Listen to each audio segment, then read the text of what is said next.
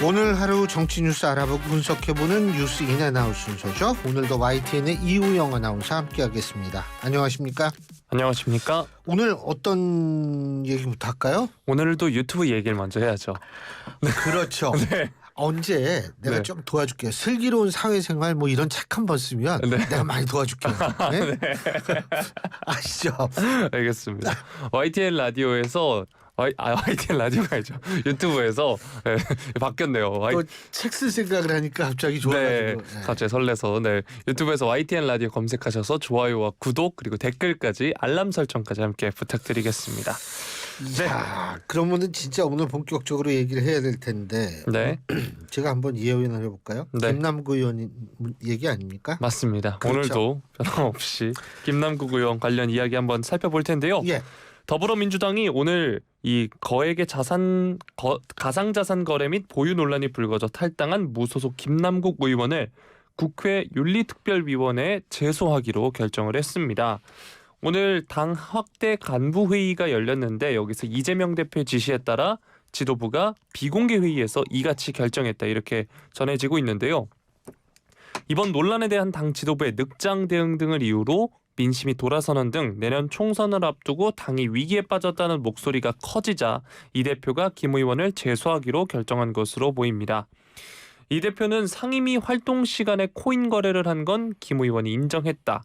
의원이 공직자 윤리규범을 준수해야 하는데 이에 대한 책임을 엄중히 물어 윤리특위 제소가 필요하다고 판단했다라고 이렇게 전해지고 있고요. 민주당이 오늘 중 윤리특위에 제소안을 제출할 방침이라고 했고 또 이렇게 됨으로써 김 의원 의혹을 조사 중이던 진상조사단 그리고 상임위 중 코인 거래 정황을 들여다보는 윤리감찰단 활동은 중단된다고 합니다. 그리고 이제 살펴보면 이 김 의원이 압수수색 등 본인의 안 좋은 여건에도 불구하고 당에서 요청하면 조사에 임하겠다는 것을 분명히 말했고 메시지로 보내온 바 있다 이렇게 당에서는 전했고요. 민주당이 앞서서 지난 14일에 쇄신 의원총회를 열고 김 의원을 윤리특위에 제소하는 방안을 논의하기도 했었는데 당시 김 의원을 제소해야 한다는 의견이 적지 않았으나 지도부는 의원 간 견해차가 있다는 이유로 결론을 내리지 못했죠. 이를 두고 이제 당내에서도 지도부를 향한 비판과 불만이 점차 커져왔습니다. 네. 사실 조금 전에도 말씀드렸다시피 지난 주말 쇄신의총에서도 이 제소안이 빠진 걸 두고도 반발이 있었고요. 이재명 대표가 부정적인 태도를 보였다 이런 얘기도 있었습니다.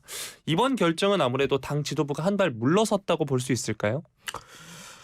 뭐 그렇게 볼 수도 있고요.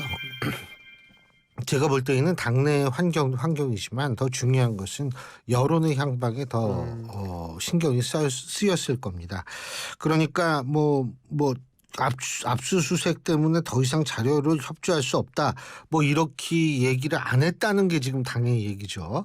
뭐 그럴 수도 있습니다. 그런데 그런 얘기가 나오기 전에 사실 미리미리 그건 민주당 원내대변인이 밝힌 얘기니까 이 이용 거래소라든지 예를 들면은 거래 내역이라든지 뭐 이런 것들을 그리고 이제 전자지갑도 이런 걸 미리미리 좀 소상히 먼저 알려줬으면 어땠을까라는 안타까움이 있고요.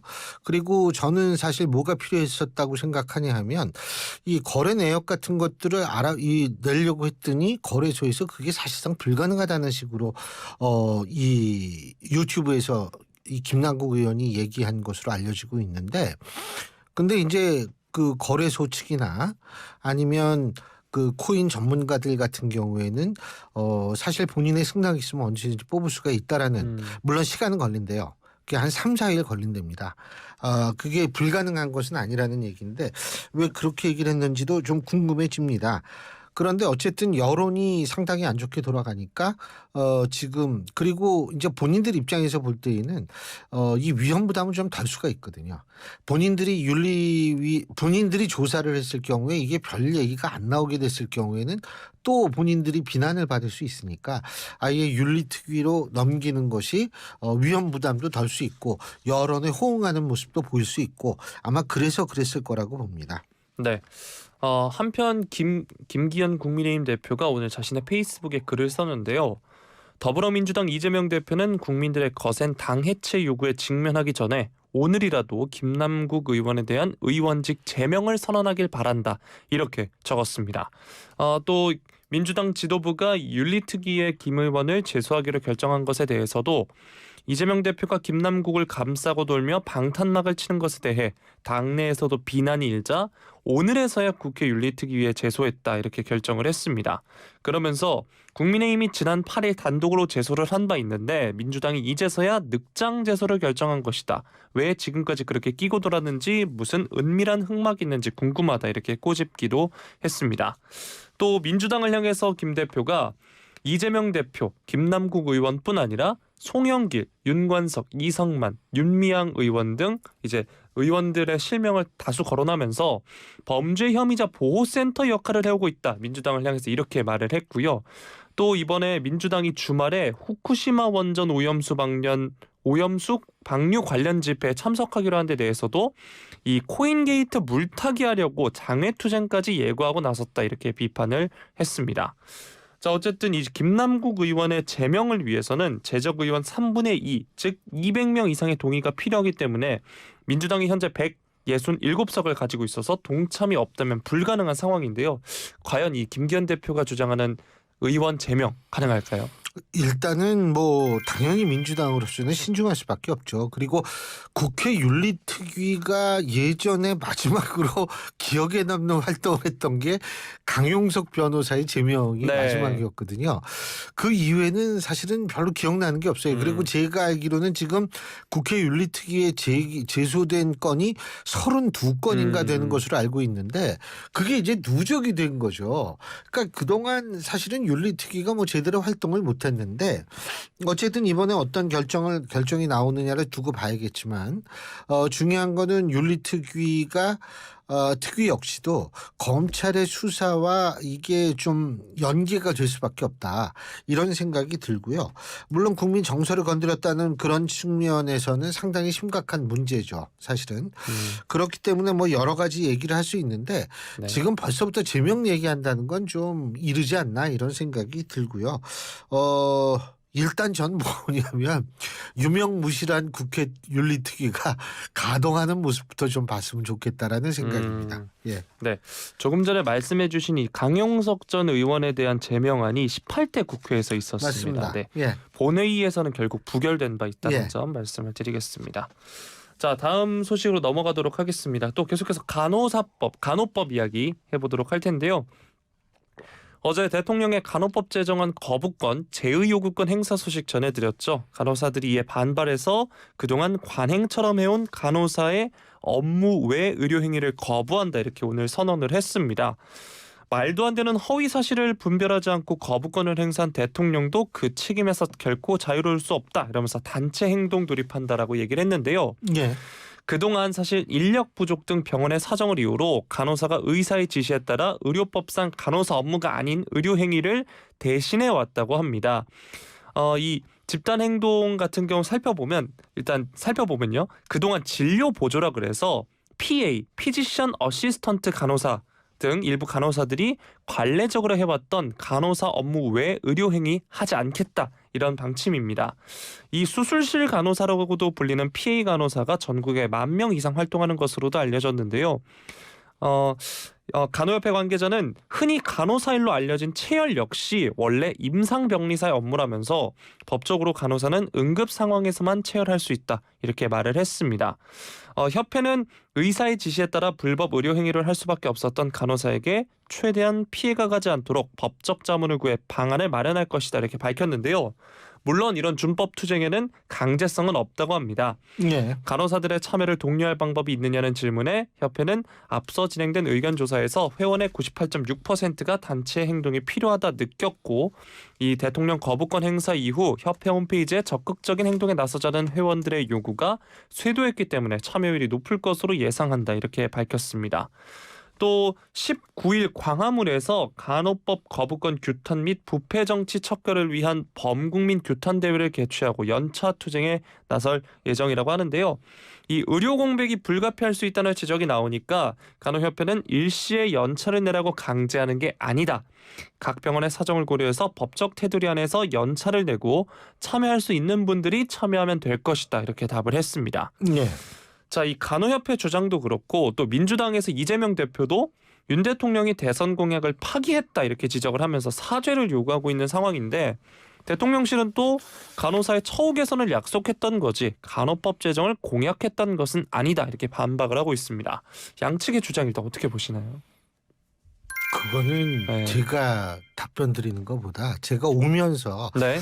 제가 아는 PD분이 프로그램을 만들 때 대한간호협회 홈페이지에 있는 동영상을 네. 이제 자기가 썼다 이런 얘기를 해가지고 제가 그거를 봤어요. 네. 제가 설명하는 것보다 거기 보시면은 될 거예요. 어떤 뭐 이 대한간호협회 측의 이 주장이 그렇게 그 허황되거나 거짓 주장이 아닐 수 있을 가능성이 있으면 대한간호협회 그 PC 버전으로 보면은 네. 그 나오거든요. 거기 예, 그 제일 먼저 그거 한번 보시면 될 것 같습니다. 네. 예. 양측의 주장이 이렇게 팽팽한 상황인데요. 한편 민주당은 이제 간호법과 관련해서 윤석열 대통령이 거부권을 행사한 데 대해 삼권 분립 위반이다 맹비난을 하고 있습니다. 또 간호법에 대한 재투표 방침도 밝혔는데요. 박광원 원내대표는 오늘 국회에서 열린 확대 간부 회의에서 윤 대통령은 시행령 정치로 국회 입법권을 위협하더니 이제는 거부권 정치로 삼권 분립을 위태롭게 하고 있다. 거부권 행사는 독선, 독단, 독주의 다른 말이다 이렇게 비판을 했습니다. 예. 그러면서 이 거부권 행사는 사회 갈등을 증폭시키는 역할을 하고 있을 뿐이다 이렇게 지적을 했는데요. 그러면서 민주당은 이제 간호법 국회 재투표에 나서겠다 이런 방침입니다.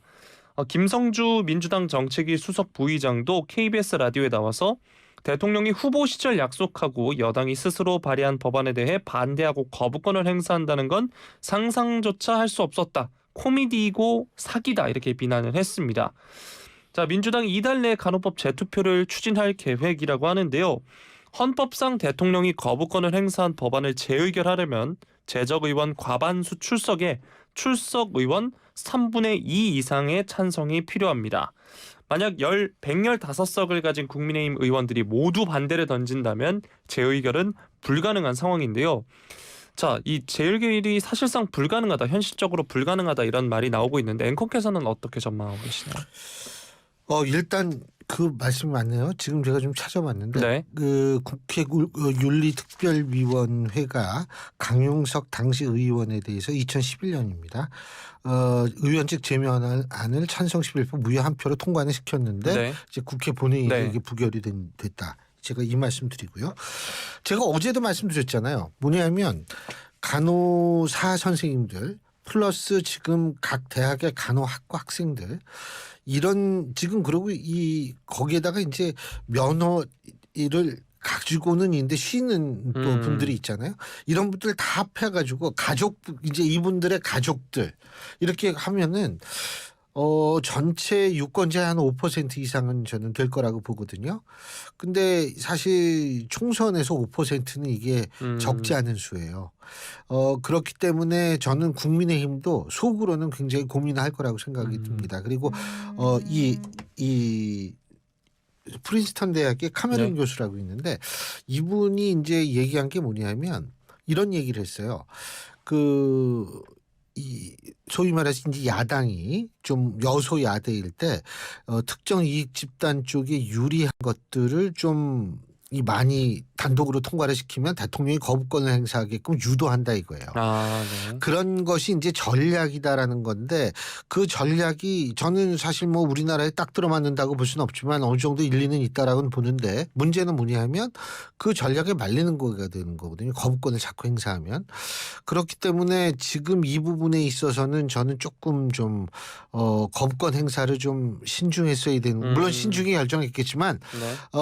다음번 방송법, 노란본 특법 그리고 무이자 학자금 대출법 이 만일 국회에서 통과가 된다면 이런 것들이 줄줄이 남아 있는데 오히려 상당히 스스로 부담을 키운 측면이 있다. 그리고 국민의힘 의원들은 총선을 생각했을 때 상당히 좀 걱정이 될 수 있는 상황도 된다. 이런 말씀을 드리고 싶습니다. 네.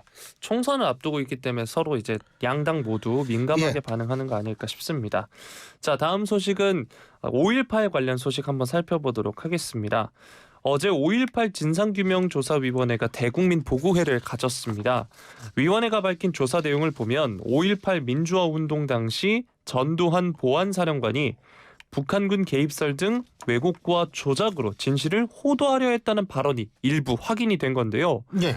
구체적으로 살펴보면 이 전두환 씨가 5월 항쟁이 한창이던 1980년 5월 22일 언론사주들과 간담회에서 지금 공수단 복장 괴한들이 광주를 빠져나가려고 하고 있어서 해안선 등을 철저하게 봉쇄하고 있다 이렇게 발언을 했다고 하고요.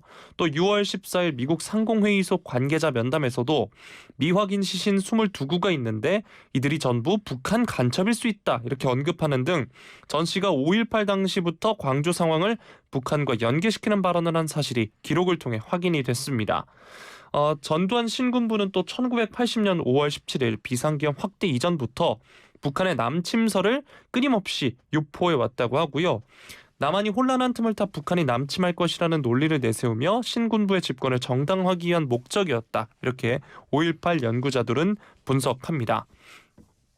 이 신군부가 이를 위해 미국 정부에도 거짓 정보를 흘린 것으로 파악이 되고 있는데요. 그런데 미국 정부도 당시 북한군의 특이 동향이 없었다는 점도 전두환 신군부가 거짓 정보를 뿌린다는 사실을 인지하고 있었다고 합니다. 당시 미국이 가장 염려한 게 북한의 남침 가능성이 아니라 군부 내의 분열이었다는 사실도 언론인 팀 셔록이 입수해 공개한 미국 정부 기밀 문서에서 확인된 바 있는데요. 이 정권을 장악한 신군부가 1985년 5.18 진상규명 요구가 사회적 쟁점으로 떠오르자 당시 범정부 차원의 광주 사태 진상규명 실무위원회를 조직해 대응한 바도 있습니다. 자, 국민의힘 같은 경우는 5.18 발언 논란을 일으킨 김재원 최고위원 징계도 있었고요. 이제 내일이 기념식인데 여기에 참석하는 게 반전의 기회다 이런 평도 나오고 있습니다. 지도부 구성원뿐만 아니라 윤 대통령의 참석 여부도 지금 관심을 모으고 있는데 만약에 간다면 어떤 메시지를 낼까요? 일단 간다면이 아니라 가야죠. 네. 안 가는 게 이게 문제라고 생각이 되고요. 가면은 어떤 메시지를 내야 되느냐. 당연히 사실은 이 5.18 광주 민주항쟁의 이 역사적인 맥락에 대해서 당연히 자신들이 너무나 잘 알고 있다는 것을 분명히 해야 될 겁니다. 5.18 광주 민주항쟁은요. 제가 볼 때는 불법적인 군부의 불법적인 정권 찬탈 행위 속에서 수많은 시민들을 희생시킨 가장 비극적인 현대사의 사건이거든요. 그 얘기는 우리가 좀 다르게 표현한다면 광주 시민들이 자신의 목숨을 걸었던 것은 대한민국의 헌법이었고 대한민국의 법치였습니다. 그런 차원에서 이 5.18 광주 민주항쟁에 대해서는 여야가 있을 수도 없고 진영이 있을 수도 없어요. 아니 진영도 대한민국이 있고 난 다음에 진영 논리가 있는 거죠. 그렇기 때문에 제가 볼 때는 당연히 가야 하고 가서 그 5.18 광주 민주항쟁에 있어서의 현대사적 의미, 헌법사적 의미 이러한 것들을 분명히 다시 한번 밝혀야겠죠. 대통령이. 네. 윤 대통령의 일정이 아무래도 엠바고라서 공식적으로 그거는 얘기하면 안 돼요. 네, 예. 나오지 않고 있는데 오늘 이제 장예찬 최고위원이 오늘 관련해서 이야기를 했는데 이 참석하지 않는다는 보도에 대해서 명백한 오보다 이런 발언을 했다는 점 한번 말씀을 드리겠습니다. 예. 자, 5.18 관련해서 한 소식 더 전해드리도록 하겠습니다. 더불어민주당의 이재명 대표가 오늘 윤석열 대통령에게 공약이기도 하고 민주당의 공약이기도 했던 5.18 정신, 광주 5.18 운동의 헌법 전문 수록 이것을 지킬 때가 됐다. 어려운 일도 아니다라면서 5.18 민주화운동의 헌법 전문 수록을 위한 원포인트 개헌을 내년 총선에 맞춰서 할 수 있도록 정부 여당이 협조해 주길 부탁드린다. 이렇게 공식 제안을 했습니다. 5.18 민주화운동에 대해서 정부 여당이 관심을 가지는 것처럼 보이기는 하는데 그 관심이 진정성을 가지기 위해서는 우선 5.18 폄훼 발언을 한 정부 여당 측 인사들에 대해서 엄정한 조치가 선행돼야 한다. 이 점도 지적을 했는데요. 제가 이틀 전에 전해드린 소식도 이제 마지막 소식도 원포인트 개헌과 관련된 소식이었습니다. 유승민 전 의원이 5.18 헌법 전문 수록을 위한 원포인트 개헌에 대해서도 반대할 이유는 전혀 없다 이렇게 입장을 보였는데 원포인트 개헌에 대해서는 어떻게 전망하시나요? 우선 제가 말씀드리는 게 5.18 광주 민주항쟁에 있어서의 헌법 전문 수록은 그거는 당연한 일이고요. 반드시 그렇게 돼야 된다라는 점. 두 번째는 뭐냐면 우리가 민주적 프로세스에서 우리가 비용 문제를 굳이 따져야 되느냐 뭐 이런 것들도 사실은 생각을 해봐야 된다는 점 두 개를 미리 말씀드리고 제가 말씀드리겠습니다. 개헌은 전 국민 투표를 붙여야 돼요. 네. 그런데 이 전국민 국민투표를 붙이기 위해서는 상당히 국가적으로 이게 상당히 이 뭐 돈도 돈이지만 일단 뭐 직장도 쉬어야 되는 거고요. 네. 이게 여러 가지가 사실 여러 가지를 고려해야 돼요. 경제 전반에 대해서. 그렇기 때문에 당연히 이 헌법 전문에 수록해야 되는 것은 분명하지만 이왕 개헌을 논의할 바에는 그리고 국민투표를 붙일 바에는 이거 하나만 가지고 얘기하는 것보다는 예를 들면 뭐 그렇게 목 놓아서 얘기하잖아요. 다당제 맨날 네. 뭐 그런 거 하기 위해서 권력 구조를 한번 논의를 해보면서 그거를 붙일 수도 있는 거고요. 사실 뭐 국회의원 불체포 특권, 면책 특권 있잖아요. 이거 헌법적 사안이거든요. 이런 거 폐지하는 것도 붙여야 되고 붙이려면 한두 개가 아니에요. 왜 원 포인트만 해요? 예? 4포인트 뭐 많아요. 이거 네. 엄청.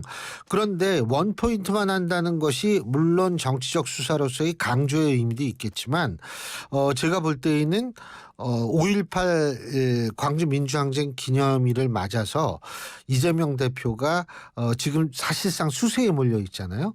근데 이제 5.18 발언 같은 건 저쪽에 이제 국민의힘이 있는 거고 그래서 이제 그런 것들을 다시 한번 떠올리게 하는 정치적 수사의 사용이라고 저는 읽을 수도 있지 않을까. 물론 본인한테 물어봐야죠. 이재명 네. 대표한테. 근데 저는 한 번도 본 적이 없기 때문에 물어볼 수도 없습니다. 근데 이제 어쨌든 본인한테 물어봐야 되지만 저는 그런 의미도 있다. 하지만 어떤 의미가 됐던 간에 맞는 얘기지만 원포인트 개헌보다는 이왕 할 거 여러 가지 다 한번 묶어서 한번 해보자. 왜 그 얘기는 못하는지 묻고 싶습니다. 최소한도 국회의원 특권 그 헌법에 박혀있는 특권을 좀 없애는 거 거기에 대해서 국민적 합의 다 있는데 왜 그건 빼요. 이왕 국민투표하는데 그것도 해야지. 예, 오늘 여기까지 할까요? 네. 예, 오늘 여기까지 하겠습니다. 뉴스 인앤아웃 지금까지 YTN의 이우영 아나운서였습니다. 고맙습니다.